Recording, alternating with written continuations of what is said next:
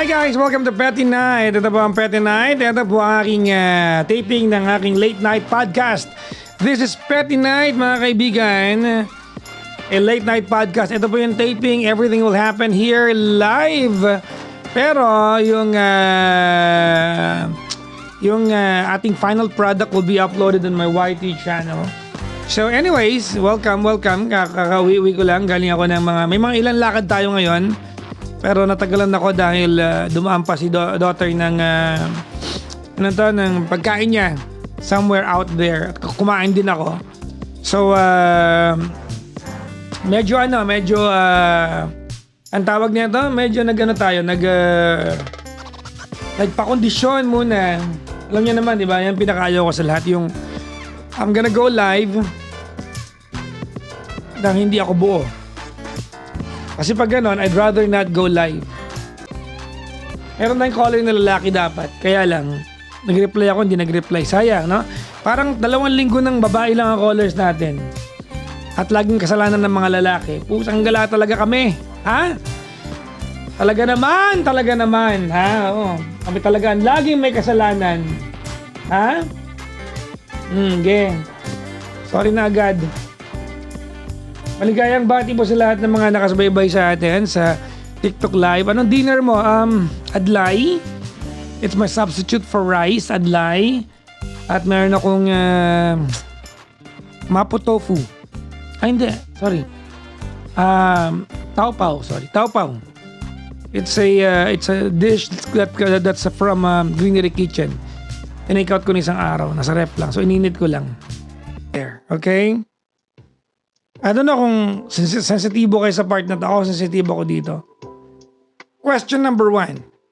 Did we solve any problem? No, we did not. And that's by design. Okay? Because sometimes, family dynamics is so weird and unique. Hindi natin kailangan i-solve. It will just be solved naturally. Yun talaga yun. Balang araw masasolve lang din yan. If anything, ayaw ko lang na makapagsalta si ate ng pwede niyang pagkasihan balang araw pag nagbati-bati na sila. Yun lang yun. Pero family dynamics, that will be solved. Diba? Naturally. Yung galit nila, yung away nila, that will die a natural death. Ganun talaga pag family. Diba? Wala namang manang pinag-aawayan, wala namang napakaliit na bagay. No? Hindi na para may stress sila. At saka, 3 lang sila magkakapatid, pang-4 na babae yung nanay nila. Mag-awayan mo ba nila yung mga ganyang kaliit na bagay? Diba? So, I don't know kung napansin ninyo, diba? I'm very adamant, no? Para magbigay ng payo or, diba, to solve it. I don't think there's a need for that. Kamusta po si GK? She's okay. Magkasama kami kanina, dinner. Now, she was out all day and then nakita kami ng dinner kanina. We had a quick meal with Mami A kanina. Nag-dinner lang kami. And, yan.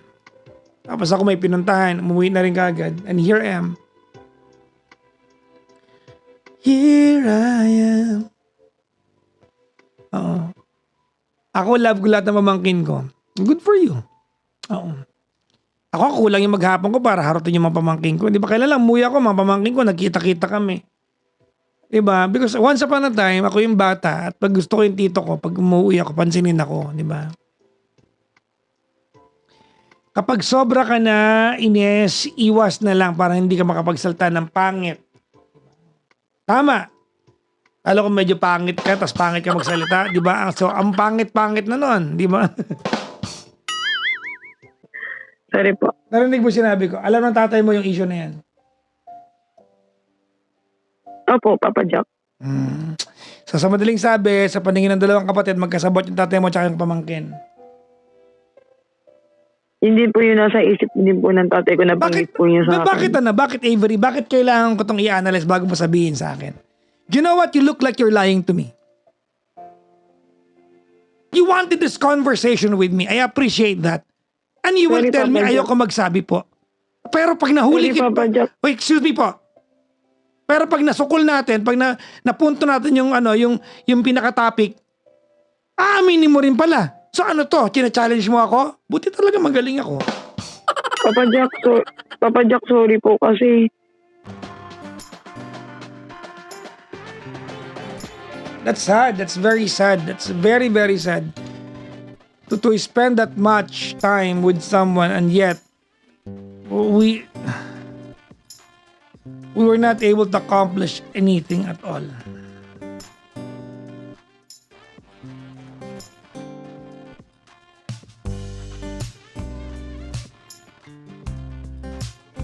Wala tayong na-accomplish, guys.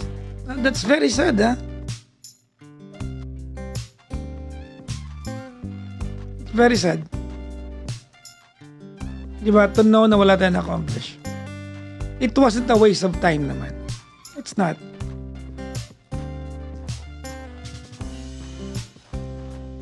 Kaya lang, diba? I mean,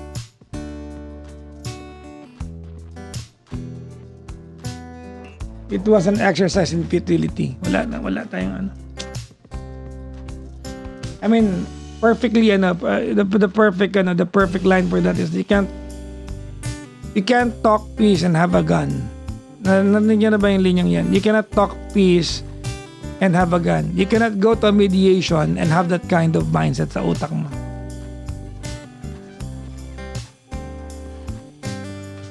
Hindi ba pwedeng pupunta sa mediation tapos ang laman ng utak mo ay yung mga sama ng loob mo. Otherwise, you achieve nothing.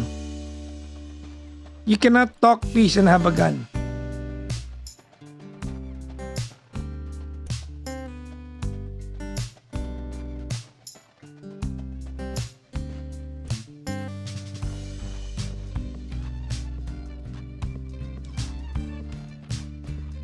If anything, ako, trabaho ko naman to di ba? If anything, nalulungkot ako for the family. Di ba? Lalala eh.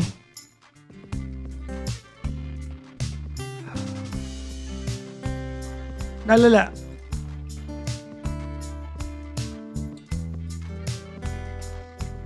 Saludo kami sa patience mo. Diyos ko, malala ang pasensya ko. No?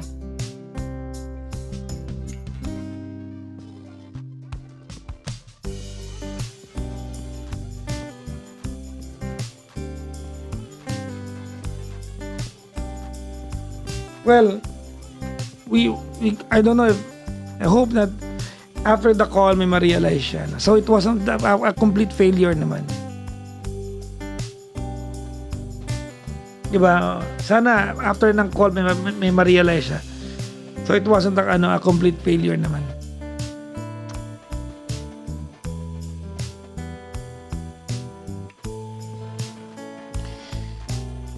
Nalulungkot ako for the father. Tatay yun kasi malaki influence niya sa tatay niya.